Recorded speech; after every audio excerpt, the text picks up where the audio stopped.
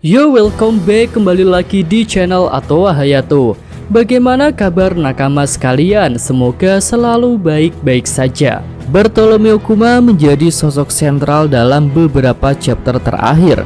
Flashback panjangnya menjadi suguhan cerita yang dramatis dan juga penuh dengan pengorbanan dan air mata. Nah, setelah flashbacknya berakhir, Kuma pun muncul di Pulau Egghead untuk menunjukkan taringnya. Dia muncul dengan heroik untuk menyelamatkan putrinya. Lalu dengan yakin Kuma bersiap untuk menyerang Gorosei Saturn menggunakan sebuah pukulan. Kemunculan Kuma tentu sangat tepat karena saat ini orang-orang yang ada di hadapan Gorosei Saturn sedang tidak bisa bergerak.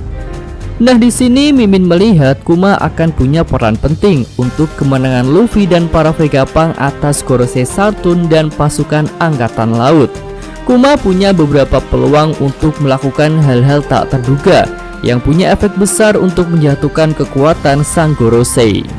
Peran penting Kuma yang pertama, mungkin dia bisa mengambil alih seluruh kontrol pasifista dari tangan Gorosei Saturn. Nah, kontrol terakhir para pasifista saat ini ada di tangan Saturn. Lalu perintah terakhir yang diberikan oleh Saturn adalah untuk menghentikan semua pergerakan pasifista. Nah, di sini Mimin melihat ada kemungkinan jika Kuma yang asli bisa mengendalikan klon dirinya yang bernama pasifista. Kemungkinan ini punya dasar atas bug atau kesalahan pemrograman yang mungkin dilakukan oleh Dr. Vegapunk pada diri Kuma. Hal itu juga menjadi dasar utama pembahasan Mimin pada video yang lalu tentang bagaimana Kuma bisa melawan perintah. Nah, dengan kemungkinan ada bug itulah Kuma asli bisa saja mengambil alih kontrol semua klon dirinya dan meruntuhkan sistem otorisasi yang sudah dibuat oleh Vegapunk. Lalu seandainya semua pasifista Maktri itu diambil alih, tentu akan sangat berpengaruh pada peta kekuatan di Pulau Egghead. Dan jelas hal ini akan sangat menguntungkan bagi Luffy dan kelompok topi jerami. Oke, lanjut pada peran Kuma yang kedua, dan itu adalah bisa menjadi jalan bagi kru topi jerami untuk pergi dari Pulau Egghead. Ya, tentu saja kita masih ingat ya bahwa tujuan utama Luffy dan Vegapunk adalah untuk pergi dari Pulau Egghead, bukanlah untuk memenangkan pertempuran di sana. Hanya saja Gorosei Saturn dan Kizaru tentu tidak akan membiarkan mereka kabur begitu saja.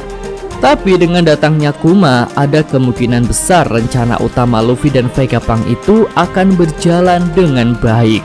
Dan salah satu skema yang sangat mungkin bisa dilakukan oleh Kuma adalah dengan cara meledakkan diri. Ya, opsi atau kemungkinan untuk meledakkan diri ini muncul berdasarkan chapter 1102. Di situ terungkap jika Gorosei Saturn meminta Vegapunk untuk membuat sebuah tombol penghancur di dalam diri Cyborg Kuma. Nah, berdasarkan hal itu maka ada kemungkinan jika memang saat ini Kuma yang berada di Egghead punya kemampuan untuk meledakkan diri. Dan tentu saja daya ledak dari Cyborg Kuma itu akan sangat besar dan bisa saja menjangkau seluruh bagian Pulau Egghead.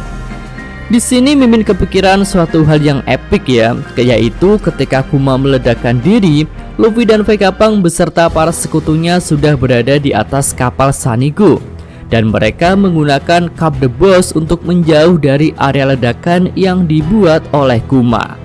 Ya, Mimin rasa hal itu akan sangat epik, di mana Kuma benar-benar berkorban untuk keselamatan Bonnie hingga tetes darahnya yang terakhir. Nah, itulah dua peran penting Kuma yang akan sangat berpengaruh pada peta kekuatan di Pulau Egghead. Selanjutnya, mari kita menjawab sebuah pertanyaan penting, yaitu apakah Kuma bisa kembali seperti semula ataukah tidak. Nah, tentu ini menarik ya dan pastinya banyak diinginkan oleh para fans. Karena tentu para fans berharap Kuma yang dulu hidupnya penuh dengan penderitaan bisa mendapatkan kebahagiaan di akhir hidupnya. Tapi apakah hal itu benar-benar bisa terjadi? Mari coba kita lihat. Nah, saat ini Kuma adalah seorang cyborg tanpa kesadaran, tanpa pikiran dan juga tanpa ingatan. Besar kemungkinan yang menuntunnya ke Egghead untuk menyelamatkan Bonnie hanyalah instingnya sebagai seorang ayah. Berdasarkan hal itu, syarat pertama bagi Kuma untuk menjadi seperti semula adalah mendapatkan ingatannya kembali. Ya, sebenarnya jika Bonnie tidak menyentuh bola ingatan Kuma, maka besar kemungkinan Kuma bisa kembali mendapatkan ingatannya, yaitu dengan cara menyentuh bola ingatan itu. Lalu karena saat ini bola ingatannya sudah hancur, maka kemungkinan Kuma bisa mendapatkan ingatannya kembali menjadi sangat-sangat kecil. Tapi walaupun kecil, di sini Mimin masih bisa melihat secercah harapan agar ingatan Kuma bisa kembali. Ya, caranya dengan mengeluarkan bola ingatan dari tubuh Bonnie. Tapi tidak semuanya ya, hanya ingatan yang sudah dilihat Bonnie pada masa lalu Kuma. Karena sebenarnya secara konsep, ingatan Kuma itu tidaklah hilang. Dia hanya berpindah saja ke dalam diri Bonnie. Dan jika Kuma bisa punya kemampuan untuk memisahkan ingatan Bonnie dan ingatannya yang ada di dalam diri Bonnie, maka besar kemungkinan ingatan Kuma itu bisa kembali lagi. Nah, selanjutnya selain ingatan atau memori, Kuma juga membutuhkan tubuh manusia, bukan cyborg yang berbadan besi. Harapan Kuma untuk mendapatkan tubuh manusianya kembali bisa kita lihat ada pada chapter 1075. Ketika itu, Nico Robin menemukan salah satu teknologi canggih yang sedang dikembangkan oleh Vegapunk, yaitu teknologi organoid. Menurut Chopper pada chapter yang sama, itu adalah teknologi untuk membuat organ. Nah, untuk Kuma sendiri sudah lama menjadi bahan percobaan Dr. Vegapunk. Jadi besar kemungkinan ilmuwan paling hebat itu sudah mengambil semua data-data tubuh Kuma. Dan dengan data-data itulah akan dimungkinkan jika Vegapunk bisa membentuk organ tubuh baru untuk Kuma. Iya, itu adalah dua cara untuk bisa mengembalikan Kuma menjadi seperti semula. Ya, walaupun skemanya ada, tapi di sini Mimin ragu sih jika Kuma bisa kembali lagi.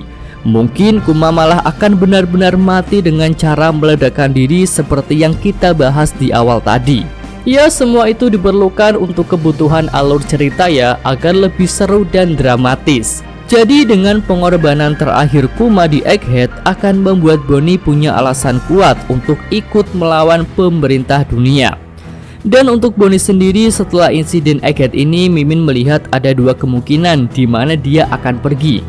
Yaitu pertama, akan membentuk aliansi dengan Luffy yang akan menargetkan pemerintah dunia sebagai musuh utamanya. Atau kemungkinan kedua, Bonnie akan bergabung dengan pasukan revolusi untuk meneruskan perjuangan ibunya yaitu Ginny serta ayah angkatnya yaitu Kuma. Oke, itu aja pembahasan untuk video kali ini ya. Jika ada tambahan, saran dan komentar, bisa Nakama sampaikan pada kolom komentar. Yosa Bibin Atwa Hayato, terima kasih.